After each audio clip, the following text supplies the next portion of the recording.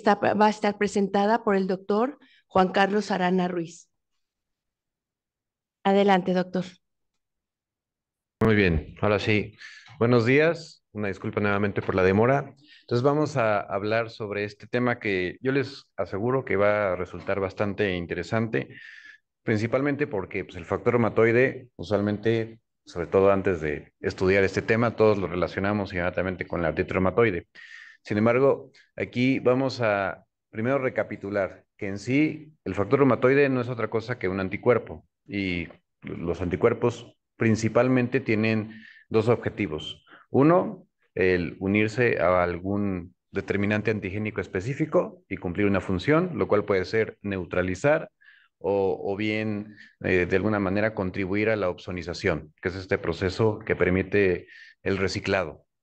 Y dos, pues a través de su fracción FC, una vez que llega a su punto clave o a su blanco, entonces ejecutar pues todas las funciones responsables a través de los receptores específicos.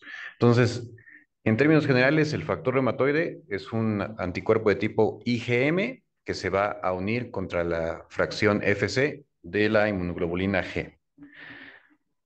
Ahora, algo importante para recordar nada más, los anticuerpos son no otra cosa que proteínas, las cuales para ser eficaces y útiles tienen que sufrir una serie de procesos de modificación posttranscripcional, lo cual va a permitir que tengan esa particularidad y función. Existen, bueno, ya veremos los tipos de anticuerpos. Algunos, de acuerdo a su configuración, van a tener mayor posibilidad de activar el complemento, otros van a tener una principal función de neutralización. Independientemente de eso, los anticuerpos todos son producidos por los linfocitos B, que algo interesante también que hemos ido conociendo y profundizando con el paso de los años es que existen dos grandes grupos de linfocitos B, los B1 y los B2. Los B1 en realidad están más relacionados con el sistema inmunológico innato y de hecho no requieren de la interacción con linfocitos T. De hecho, se habla de anticuerpos T independientes. Los B2 son los que hemos conocido desde hace mucho tiempo y que requieren de esa interacción con precisamente los linfocitos T. Entonces, esta es la configuración tridimensional de un anticuerpo y entonces nada más recordando que tiene, bueno, una vez que se hace una escisión a través de la papaína, podemos dividirlo en dos grandes fracciones, que es la fracción Fab, la cual es el sitio de unión al antígeno, usualmente está en este, digamos, en esta región, ¿sí? Y esto principalmente va a estar determinado por dos genes, que es el V y el J. Entonces, aquí vamos a encontrar la región variable tanto de las cadenas ligeras como de las cadenas pesadas y justo interactuando con ellos para permitir la bisagra está la primera parte o el primer dominio globular de la cadena pesada, que es la CH1. La región FC, o que también recibe ese nombre porque se veía en las pruebas moleculares más antiguas a las cuales tuvimos, digamos, acceso, que se cristalizaba fácilmente, por eso el FC, pero es el que se acopla precisamente al receptor y que pues lleva a cabo la función biológica. Entonces aquí vamos a tener tanto el componente CH2 como el CH3. Y todo esto está unido mediante puentes disulfuro. Entonces, lo que va a variar es esto. Las cadenas ligeras van a ser kappa o lambda, que en el ser humano la proporción es 2:1. De hecho, una de las cosas que puede más o menos ayudar sobre todo a los hematólogos para poder dilucidar que estamos ante una particular patología donde se producen anticuerpos, o sea, de origen hematológico, como puede ser un linfoma, un mieloma, etcétera, es que se invierte esa proporción. Lo curioso es que no se ha visto que haya una diferencia hasta el momento clara entre las kappa o lambda, tienen que ser eso sí idénticas, y lo que va a determinar la naturaleza y vaya, le va a dar el nombre a la molécula de inmunoglobulina son las cadenas pesadas que van a recibir su nombre igual en letras griegas, dependiendo del tipo de anticuerpo. Entonces vamos a encontrar la Mi de la IgM, la delta de la IgD, que esta principalmente va a formar parte constitutiva como un correceptor de los linfocitos B, la gamma, que va a dar a la IgG, la alfa, a la IgA y la épsilon, que va a dar la IgE. Entonces, aquí simplemente como recordatorio, esta vista muy esquemática de la distribución de los anticuerpos. Entonces, sabiendo que, bueno, justamente como lo dice aquí el color, la IgG es la que principalmente se va a distribuir en el plasma. La IgM va a estar también en sangre. Y la IgG es la que de hecho se va a compartir en el caso del embarazo con el embrión y feto, de acuerdo, por supuesto, al momento de desarrollo. La IgA, que principalmente va a estar en las mucosas y en todos los tejidos donde hay secreción, ya sea lágrima, moco, etcétera. Y la IgE, que va a estar sobre todo en la lámina propia y que va a interactuar con las células cebadoras y está principalmente implicada en la respuesta a parásitos o también en las alergias. Entonces, eso a grandes rasgos. Ahora, ¿cuándo es que surge o se dilucida este interesante factor reumatoide? Bueno, desde el año 22 fue justamente Kurt Meyer quien encuentra este fenómeno de hemaglutinación en pacientes con cirrosis hepática y bronquitis crónica, así que pues ya desde ahí tenemos la primera pista de que de hecho no se descubrió el factor reumatoide en la artritis reumatoide por primera vez, sino en la cirrosis e incluso en las infecciones crónicas y bueno, problemas respiratorios que estaban asociados a colonización. Ya se movió el cablecito. Listo. Luego, en 1940, pues él justamente describe que estos eran anticuerpos contra anticuerpo. Y justo él encuentra cómo se genera esta aglutinación de los eritrocitos de una oveja sensibilizada con estas dosis de anticuerpo de una especie diferente. Uy, está muy sensible este cablecito.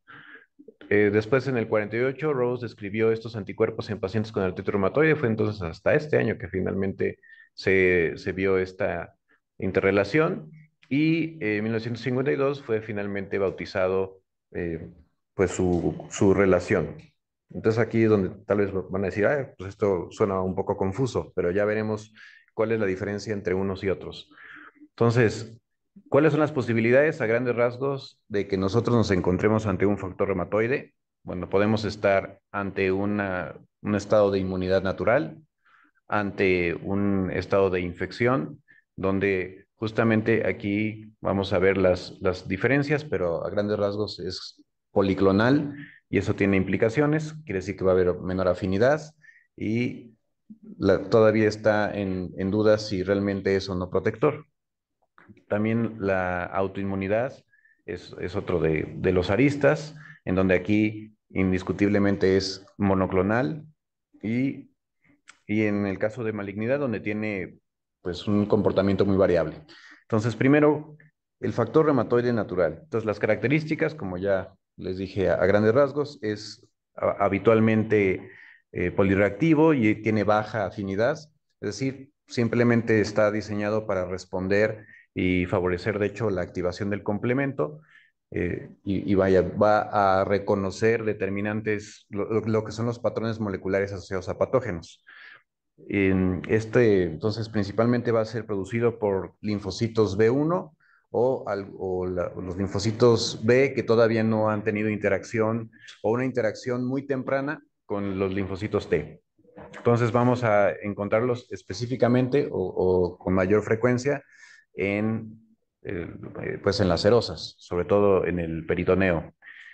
Algo importante es que puede encontrarse en población sana, y eso también tiene una gran trascendencia porque pues no, nunca, no es nada infrecuente que lleguen a mi consulta los pacientes bien asustados, que ya les dijeron, ya lo sentenciaron, no, usted tiene artritis reumatoide, solo porque tiene un poquito de molestia en algunas articulaciones que además ni siquiera corresponden al patrón, o porque estaban pues en la clase de medicina o incluso en la sesión y estaban viendo su celular, ¿verdad? Sí, ¿no? Entonces, pues, ¿qué pasa? Pues llegan los pacientes asustadísimos y, oh, caracoles, resulta que en realidad no tenía artritis reumatoide, simplemente podía suceder. Y esto vemos que tiene una gran variabilidad, incluso étnica. Entonces puede ser más o menos el 4% en caucásicos y hasta el 30% en indígenas nativos. Entonces, estos, a grandes rasgos, sobre todo en el contexto de la mayoría de las infecciones, o simplemente si están ahí, producen una respuesta natural de protección. Y entonces vemos que además también esto varía con la edad. En personas de 5 a 49 años, un 4%, 50 a 69 años, hasta un 5% pueden tener factor reumatoide, incluso en títulos moderados. Y las personas de 70, digo, eso de 100, por supuesto, es por poner un límite, ¿no? Pero ya sabemos que ahora hay personas que viven mucho más. Pero aquí es interesante y esto tiene una gran trascendencia también, porque las personas después de los 70 años pueden tener títulos de anticuerpos, o sea, el 18 al 25% pueden tener títulos de factor reumatoide fuera de los límites de referencia, sin implicaciones patológicas, aunque sí hacen referencia a ciertos pues, efectos sobre el envejecimiento que se presenta pues del estado inmunológico. Pero algo bien interesante es que curiosa y paradójicamente, las personas que están en ese rango de edad y desarrollan alguna enfermedad inmunológica donde el factor reumatoide tiene un papel, suelen tener títulos más bajos, ¿no? Entonces, por eso es que es tan importante hablar sobre este tema. Ahora, el factor reumatoide, cuando es patogénico, aquí sí ya hablamos, aquí de hecho hace uso del gen principalmente V, que es el que permite el reordenamiento antigénico. Entonces hay una serie de hipermutaciones somáticas que son las que permiten el acoplamiento perfecto y es lo que va a generar las células de memoria y posteriormente la maduración a células plasmáticas productoras de anticuerpos, las que pues justo van a proliferar, aquellas que pues tuvieron toda la interacción necesaria con la célula presentadora de antígeno, la interrelación con los linfocitos T, esto sí es totalmente dependiente de linfocitos T, y entonces en este contexto va a haber una respuesta mucho más potente. Esto suele presentarse especialmente en cuestiones de autoinmunidad, pero también vemos que en algunos contextos de infecciones y neoplasias. Es aquí donde el factor reumatoide deja de ser protector y puede tener implicaciones. Ya veremos ahorita algunos detalles interesantes. Y también algo pues, que puede hacer es formar justo los complejos.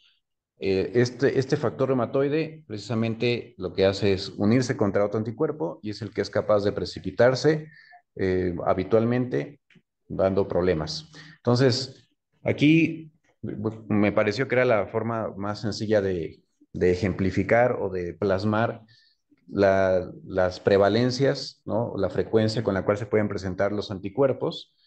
Vemos que en enfermedades inmunológicas, pues uno esperaría que el que tiene la prevalencia más alta de factor reumatoide es la artritis reumatoide, pero se dan cuenta, pues no, el síndrome de Sjögren es el que puede llegar a tener una mayor proporción de factor reumatoide.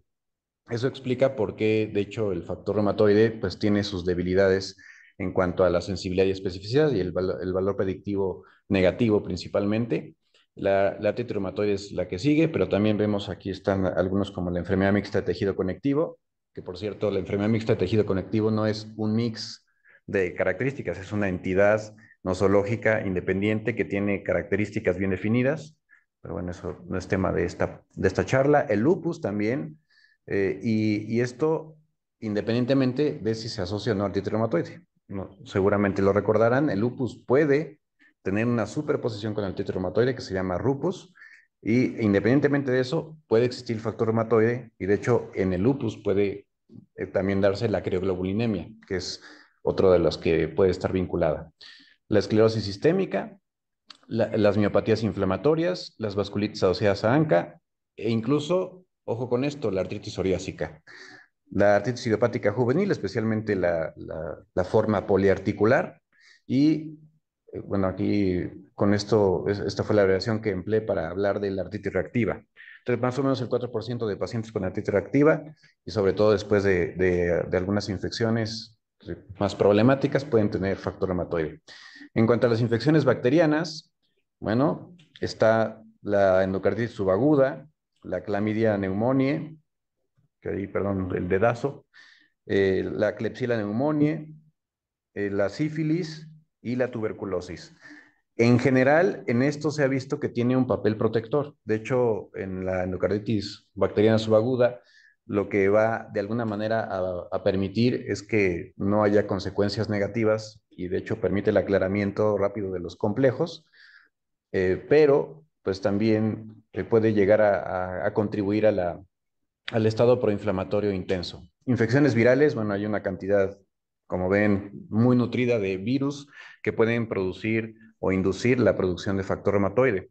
Y para hacerlo todavía más complicado, resulta que algunos virus, como por ejemplo, de hecho esto lo hemos visto mucho, justo ayer vi a una señora de 81 años que tuvo su infección por SARS-CoV-2 por primera vez, estaba posvacunada, digo, le fue muy bien, pero por primera vez hizo una infección, bueno, al menos detectada, y pues justo con 2 meses de diferencia hizo una artritis reumatoide, que por cierto tiene unos títulos muy importantes de factor reumatoide y anti-CCPs.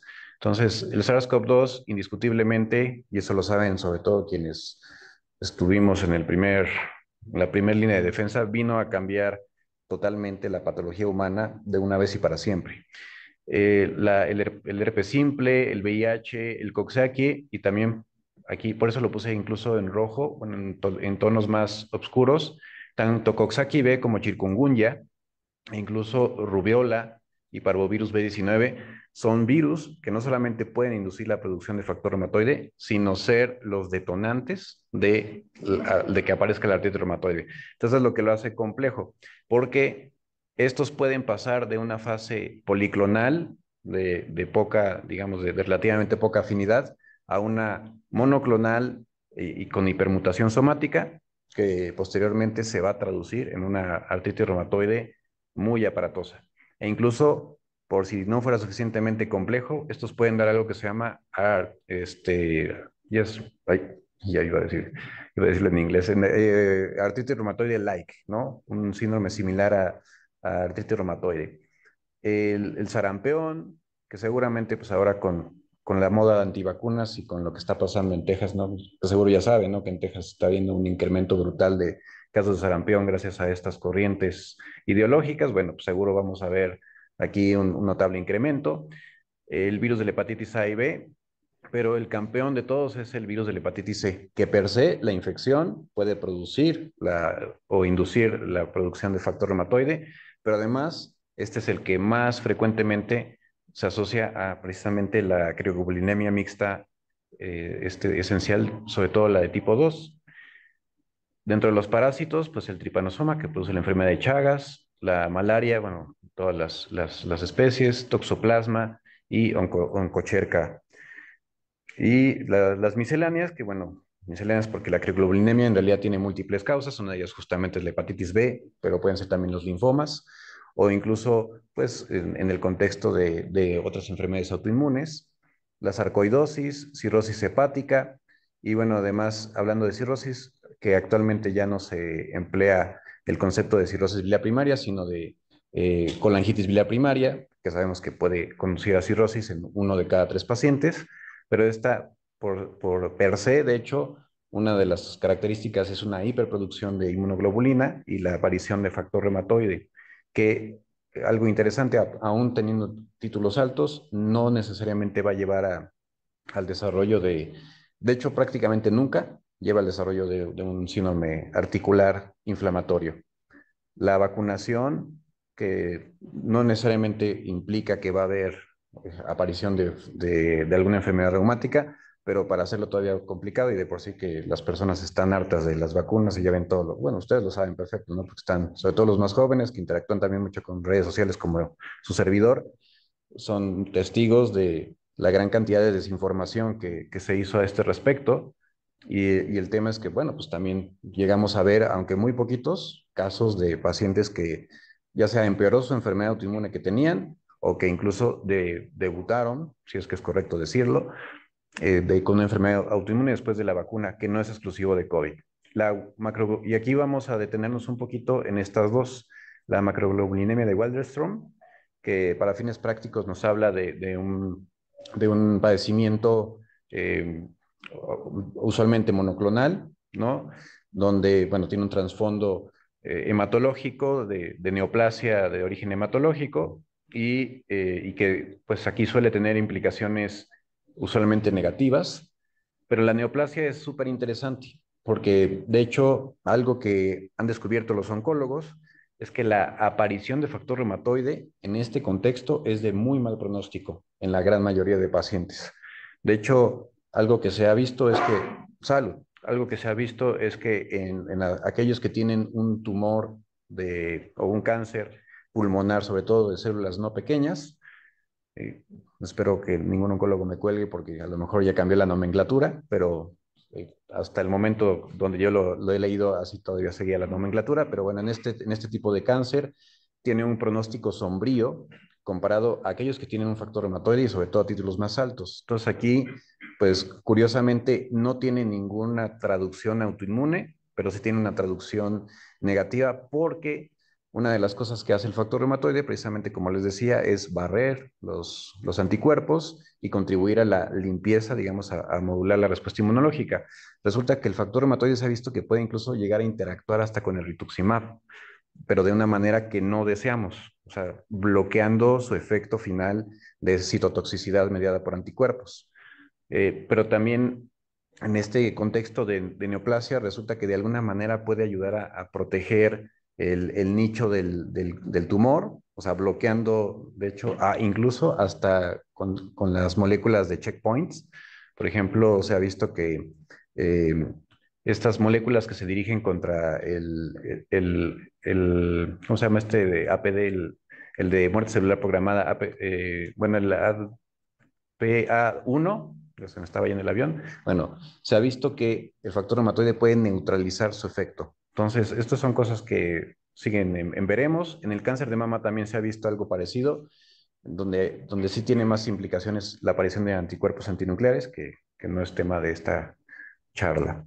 Y bueno, como conclusión, antes de que ustedes, por supuesto, tengan espacio para preguntas, pues recordar que el factor reumatoide en realidad puede ser de origen natural, aunque también puede tener implicaciones de, de tratarse de un anticuerpo de alta afinidad, monoclonal, donde hay asociación a hipermutación somática, que no necesariamente va a traducir en artritis reumatoide, aun cuando haya dolor articular, ¿no? Ya vimos que hay muchísimas enfermedades inmunológicas que pueden tener factor reumatoide positivo y que su implicación es muy diversa. En el contexto de infecciones habitualmente es buena señal que se produzca un poco algo de factor reumatoide, pero en otros contextos, y especialmente crioglobulinemia, que también se puede hacer infecciones, pues se vincula al desarrollo de hasta vasculitis, y ya vimos que en el tema del cáncer, o en el contexto del cáncer, suele ser de mal pronóstico y que no se vincula necesariamente al desarrollo de alguna enfermedad autoinmune. Y bueno, para que vean, sencilla, concisa, y espero que haya sido suficientemente útil. No sé si tengan alguna pregunta o algún comentario, así para que se puedan ir a echar su sueñito. Yo sé que has de estar de posguardia, no te preocupes, yo también estuve ahí, ¿no? Muy buenos días. Buenos días, sí. Este, a mí me llamó la atención en una de tus diapositivas en las que pones como asociados o usaste creo que la palabra detonantes, poner entrecomillada, en que la asocias a virus Coxsackie, que para nosotros es muy frecuente. Soy pediatra. A Sí. nivel pediatría por enfermedad mano, pie, boca, que tenemos frecuentemente, y obviamente las exantemáticas, sarampión, rubiola y parvovirus B19. Yo creo que junto con Coxsackie son de las patologías que más vemos en la edad pediátrica. ¿Tú Ujú. sugerirías que en estos pacientes que vemos, por ejemplo, voy a poner concreto en Coxsackie, mano, pie, boca, queda posterior a esto, que van a perder pérdida de uñas como efecto un poquito tardío y estos elementos que consideramos como parte de la enfermedad o consecuencia, que debería tomarse algún estudio de control? Tú hablaste también de que algunos se presentan en forma inmediata, pero ¿sugerirías que tuviésemos algún seguimiento a largo plazo o inmediatamente después de la patología para descartar algún proceso reumatológico? Sí, excelente pregunta y muy buen comentario, porque en efecto hay que tomar esa consideración en aquellas personas que tienen historia familiar y por eso es tan importante, por supuesto, la historia clínica, historia familiar de enfermedades autoinmunes, especialmente artritis reumatoide, y sobre todo si por alguna razón se tiene documentado el haplotipo genético, ¿no? O sea, si tienen HLA-DR2 y DR3 y cualquiera de sus variantes que se asocia al epítopo compartido, el más frecuente es el QKARAA.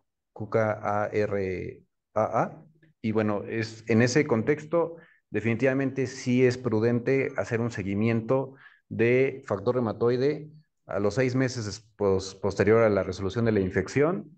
Si todo bien, al año. Si en los primeros 2, 3 años no hay nada, no hay nada que preocuparse, solamente ahora sí que dar datos de alarma.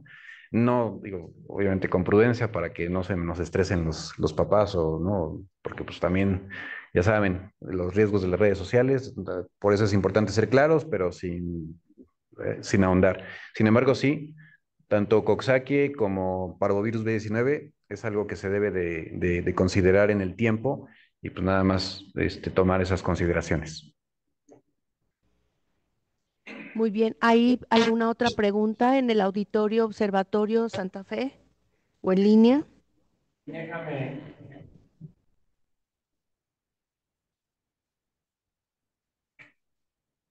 Gracias por la plática. Las enfermedades autoinmunes pues, a menudo vienen juntas, no viene una sola. ¿Cómo poder diferenciar, por ejemplo, en colangitis biliar primaria, si hay factor reumatoide, si tiene además artritis reumatoide o simplemente tiene el factor reumatoide positivo? Ujú, Esa sería una pregunta. La otra, no me quedó claro si en tumores como el cáncer de células no pequeñas de pulmón, el ujú. que haya anticuerpos, el factor reumatoide a títulos muy altos, se asocia a buen pronóstico o a mal pronóstico. Muy bien. Y finalmente, en pacientes que te llegan a ti, por ejemplo, a la consulta porque tienen factor reumatoide, sin muchos síntomas articulares, si empiezas a dar tratamiento para artritis reumatoide o simplemente les dices que está asociado a lo que puedan tener o a personas sanas, ¿cómo haces la valoración? Esa, Y hay un ah, solo factor reumatoide, muy no hay bien. distintos tipos que puedas asociar unos a enfermedad y otros, ¿no? Eso está también, bueno, fueron muchas preguntas, pero muy, muy buenas. Sí, primero, recapitulando lo de la neoplasia, títulos altos, mal pronóstico en el contexto de neoplasia, sobre todo en el cáncer, puntualmente en el cáncer de células no pequeñas pulmonar. En cuanto a lo del, el factor reumatoide, ¿cómo saber si alguien que tiene factor reumatoide, bueno, primero sí, respondiendo a la última y la primera, existen diversos tipos de factor reumatoide. El más común es el IgM, o sea, de tipo IgM, pero también puede ser IgG e IgA, y rara vez también se ha descrito el IgD y el IgE, que usualmente son de pronóstico mucho más sombrío, porque suele asociarse a enfermedades más agresivas e incluso con componente extraarticular. Y otra cosa importante, hay que recordar que artritis reumatoide no siempre empieza en las articulaciones. De hecho, quienes tienen la mejor experiencia son justo en la Asociación para Evitar la Ceguera en México, porque ahí tienen una reumatóloga que ha hecho una muy buena labor y han encontrado que como primera manifestación puede ser enfermedad inflamatoria ocular. Entonces, enfermedad inflamatoria ocular o enfermedad inflamatoria pulmonar, específicamente neumonitis intersticial, son cosas que hay que tomar en cuenta. Así que todo paciente que viene con factor reumatoide definitivamente hay que revisarlo bien y hay que tener presente que puede ser el preámbulo y sobre todo si hay historia familiar. Ahora, respondiendo de si dar o no tratamiento cuando tienen así, digamos que tienen un cortejo oligosintomático, para poderlo diferenciar, primero hay que también hacer los anti-CCPs, ¿no? Los antipéptidos cíclicos citrulinados, que de hecho uno no sustituye al otro, eso también es un error común que se tiene, se complementan entre sí, pero se ha visto que más o menos hasta un 20-30% de pacientes que tienen artritis reumatoide o que tienen datos de artritis sugerentes de ser reumatoide y son cero negativos, en realidad tienen anti-CCPs positivos. Entonces, en ellos, ¿qué hay que hacer? Pues unas radiografías de manos en los lugares donde predomine la molestia. Si no hay molestia, pero en la exploración clínica se encuentra sinovitis, pues es muy útil hacer un ultrasonido con Doppler, porque se nos permite ver si hay o no actividad inflamatoria. Y también pues pueden ayudarnos, aunque no necesariamente van a estar presentes, los reactantes de fase aguda convencionales, la BCG y la proteína C reactiva. Pero en cuanto a si iniciar o no tratamiento, si el paciente está oligosintomático y posiblemente hay la historia de haber tenido justo alguna infección, aunque no queda claro, lo que se recomienda, si no hay ningún dato de mal pronóstico, es decir, no se encuentran erosiones, no hay de hecho cambios articulares, o no hay ningún otro tipo de compromiso, bueno, dar un seguimiento y solo dar manejo sintomático y definitivamente pues lo que se supone que decimos, pero que a veces tal vez no somos tan enfáticos, y es cuidar pues las medidas higiénico-dietéticas. Hablando de eso, algo que puede cambiar radicalmente el panorama en alguien que está muy temprano es la dieta, o sea, favorecer o involucrarlos en una dieta antiinflamatoria. La dieta mediterránea es la que de manera consistente en el tiempo ha demostrado ser la más efectiva para eso. Y por supuesto el ejercicio, que parece así como que es nada más algo de rutina, pero no, en serio. Y eso incluso yo lo puedo corroborar, bueno, lo he podido corroborar en mi consulta. Personas que realmente se involucran con ese cambio en su vida, incluso pueden alcanzar la remisión más rápido, requerir dosis más bajas de fármacos y hasta les podemos llegar a suspender la terapia cuando tienen una remisión sostenida. Entonces, todo eso hay que considerarlo. Y incluso hay un estudio, eso ya con eso termino, aunque no fue propiamente la pregunta, pero hay un estudio enorme que se hizo en Estados Unidos, que ya ven que a ellos les encantan las estadísticas, en donde se siguió en el tiempo a familiares de personas afectadas con alguna enfermedad reumática, y específicamente hay uno con artritis reumatoide, donde incluso familiares tenían factor reumatoide y anti-CCPs positivos, lo siguieron en el tiempo y hubo una corte que incluso les empezaron tratamiento, pero se vio que no mejora el pronóstico ni cambia nada. Es más, aumenta el riesgo de efectos adversos darlo en alguien que todavía no ha desarrollado la artritis reumatoide, porque la presencia de no es igual a. Y en ese contexto, como no hay sustrato, pues efectivamente va a haber toxicidad, ¿no? Y el doctor creo que iba a preguntar algo. Gracias. Gracias. Hola, buenos días y espero no abusar del tiempo. Este, tengo tres preguntas, espero poder ser claro. Cuando nosotros vemos biomarcadores, o sea, primero agradecerle la charla, pero cuando nosotros vemos biomarcadores buscamos tres cosas, ¿no? Uno, que el biomarcador tenga una correspondencia en la fisiopatología de la enfermedad. Dos, que la modificación, o sea, que la intervención terapéutica pueda provocar una modificación de ese valor para que nos diga si vamos bien o vamos mal. Y tres, si nosotros modificamos ese valor, que podamos tener un impacto en la enfermedad, ¿no? Entonces, cuando nosotros, digo, todos en nuestra vida nos hemos topado, ¿no? Con una batería de exámenes de laboratorio, ya sea a nivel de consulta o de un familiar, que lo van a operar, no sé, de la vesícula, y el cirujano dice, hazte un examen, una química, y el familiar llega al laboratorio y dice, pues ¿de cuántos elementos? Pues de más, ¿no? Si hay de 500 elementos, hazme una química de 500 elementos, y por ahí brinca y dice factor reumatoide reactivo. O sea, yo no me acuerdo haber visto nunca títulos, nada más dice reactivo, y entonces van corriendo con el familiar que es médico, o van corriendo a la consulta del no internista o del no reumatólogo y dice, ¿qué hago con este valor? ¿No? Esa es como la consideración uno, o sea, como experto, ¿qué valor le daría usted a un factor reumatoide reactivo? Si yo le digo al paciente, no, no te preocupes, puede estar elevado hasta porque te fumes un cigarro, o ¿sabes qué? Necesito enviarte a consejería con un internista o un reumatólogo. Esa sería la primera. La segunda es si dentro de su experiencia tiene usted valores de corte que se asocien a peor o mejor desenlace a nivel clínico, ¿no? Porque, como le digo, nosotros tenemos biomarcadores que son a veces un poco imprecisos, ¿no? Como el BNP, ¿no? Pero el BNP sí tiene sus zonas grises, sus zonas de plano descartan la enfermedad, y eso nos dice, sí, de plano estás muy enfermo. Igual el dímero D, ¿no? O sea, el dímero D uno dice, es que con eso no diagnosticas tromboembolia, pero si te explota la máquina de tanto dímero D, muy probablemente sí tengas por ahí algo, ¿no? Pero no sé, en el caso del factor reumatoide, esa sería la segunda pregunta.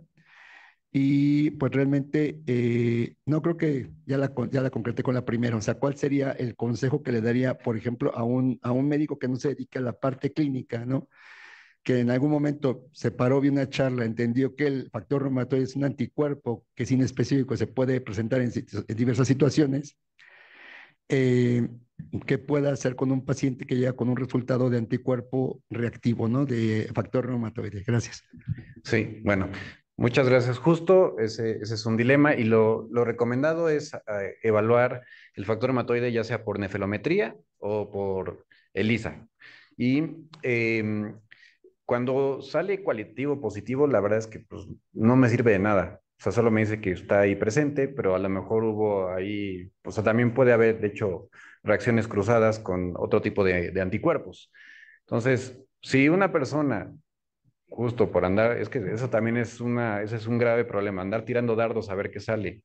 Sale algo, pues entonces es un gran lío y simplemente si no tiene nada, y justo se revisa bien al paciente y no hay nada que sugiera que pueda tener alguna relación, pues solamente decirle, precisamente explicarle, a ver, si tienes de tal a tal edad, o sea, ¿no? Si tienes más o menos de 50, 4%, de 50 a 69 pues el 5%, arriba de esa edad, 70 o más, pues hasta el 18-25% van a tener factor hematoide y no va a tener ninguna implicación y puede mantenerse incluso así en el tiempo y no pasa nada, porque es parte de nuestro sistema de protección, incluso de vigilancia inmunológica en esos contextos. Ahora sí existen límites de corte, de hecho, eso varía un poquito de acuerdo a las poblaciones, pero si está por arriba de 90, entre 90 y 100 unidades por arriba de lo esperado, eso correlaciona fuertemente con mayor gravedad de la enfermedad, mayor cantidad de erosiones. Y ahora también algo que usualmente pasa, pero que no es una regla, porque no pasa con todos los fármacos. Usualmente, cuando se controla la enfermedad, van a bajar los títulos de factor reumatoide, pero no es una regla. O sea, esto sí es muy notable, por ejemplo, con un rituximab. Pues claro que si le das rituximab, pues bueno, pues todas las poblaciones de linfocitos B activas van a morir, ¿no? Entonces, lo esperado es que disminuya. Si se da un tratamiento completo, habitualmente, por ejemplo, sobre todo los que tienen títulos altos, se puede usar una combinación de metotrexato con eflunomida, también suele disminuir porque de alguna manera interfieren con la maquinaria celular. Entonces, pero el título del factor hematoide en ese contexto no es lo más útil. Lo más útil es precisamente la presencia o no de erosiones, la progresión de las mismas y pues las manifestaciones clínicas, ¿no? O sea, sí, y además si hay reactantes de fase aguda, son mucho más útiles los reactantes de fase aguda que disminuyan en el tiempo en conjunto con una mejoría clínica. Entonces, básicamente esa sería la respuesta. Bueno, pues gracias por sus preguntas muy buenas. Una pregunta, doctor. Sí. ¿Qué comentario le merece el síndrome de Asia? Que pues a veces da una característica subclínica, muchas veces no se agrupa, también está asociado a vacunas, a pues adyuvantes. Y soy cirujano plástico, el tema específico es la enfermedad del implante mamario y el factor reumatoide. Muy buena. Sí, gracias, doctor. Esa es una muy buena pregunta, sobre todo porque ahora se peca de exageración, ¿no? Con el síndrome de Asia y bueno, como todo, sale algún influencer, perdón que lo diga así, pero sale algún influencer o sale alguien de mucho renombre, bueno, renombre entre comillas, o muy popular y dice, ay, no, yo me quité los implantes mamarios porque empecé con el síndrome, ¿no? Y usted lo sabe muy bien, que no es el síndrome de Asia, simplemente alguien por ahí se inventó un síndrome asociado a implantes mamarios y entonces ya se hace esa confusión. Pero indiscutiblemente el síndrome de Asia es algo que existe, afortunadamente es muy infrecuente, efectivamente puede aparecer por vacunas, usualmente es más por modelantes que por precisamente pues los implantes mamarios, sobre todo con los más nuevos, pero cuando pasa, eh, lo que hay que tomar en cuenta es no solamente la aparición de los anticuerpos, porque eso per se no es igual a la aparición o vaya, clínicamente un síndrome significativo. Simplemente es una manera de respuesta contra un antígeno externo y extraño, ¿no? Entonces, puede haber aparición de factor reumatoide o incluso anticuerpos antinucleares, pero si la persona no desarrolla ninguna otra situación, o sea, no hay modificaciones en la biometría, los linfocitos se mantienen normales, no aparecen otros anticuerpos, no tiene síntomas locales, sobre todo, eso es algo, sí es algo que es muy característico del síndrome de Asia, y además de las manifestaciones generales por la hiperproducción de interferón, que es el que principalmente va a incrementarse, y otras citocinas, o sea, que si malestar general, cansancio, dolor inespecífico, etcétera. Algo muy característico y muy típico son las manifestaciones locales. Es decir, si aparece granulomas o aparece justamente pues alrededor de la cápsula un proceso inflamatorio, eso es lo que ahí, en ese contexto, es cuando sí deberíamos decir, ah, ok, si tiene un síndrome de Asia y definitivamente hay de dos sopas. Se puede controlar farmacológicamente, además de modificando la dieta, o pues sí hay que valorar incluso el retiro pues, de lo que sea que lo haya causado, si se puede retirar. Entonces sí, a grandes rasgos creo que eso, bueno, hay que individualizarlo, pero el que aparezcan estos anticuerpos no es igual a necesariamente síndrome de Asia o que vaya en el tiempo a causar algún problema. No, nada más. Justo por eso es tan importante la correlación clínica. Gracias. Muy bien, ¿alguien más en cualquiera de los dos Sí, acá en auditorios? observatorio. Muchas felicidades por lo claro de la presentación, porque puede ser un tema muy árido para los que no somos internistas y los que no somos reumatólogos. ¿Qué hay de la enfermedad autoinmune del oído interno? Eh, a ver. Sí, no, pues eso está muy bueno. Bueno, justamente contra la proteína, esta proteína de choque térmico 70, que es la que principalmente se ha descrito, algo que sigue estando como en veremos, ¿no? Porque en efecto, pues existe como tal de manera aislada, ¿no?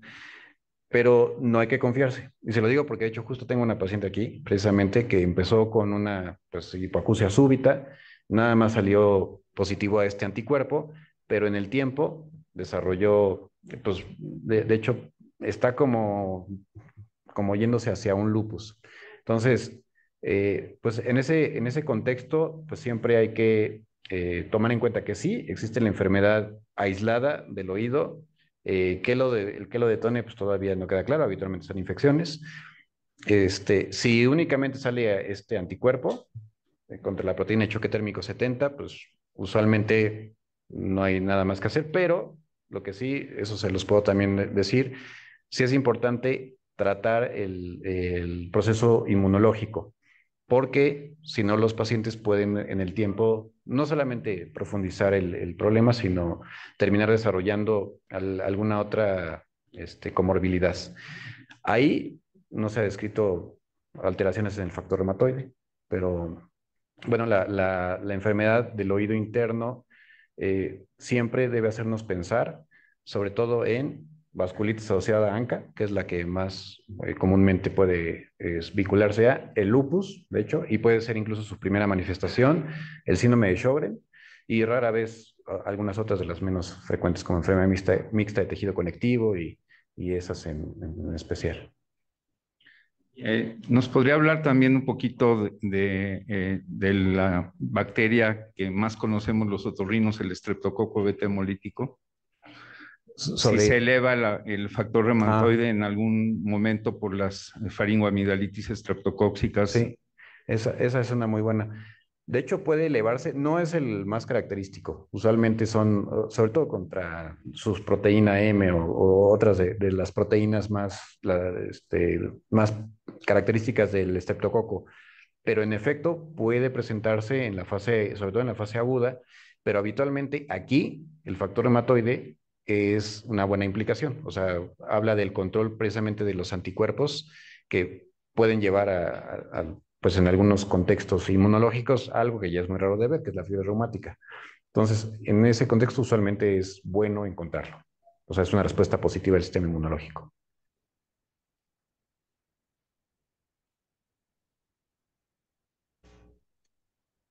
¿Alguna otra pregunta?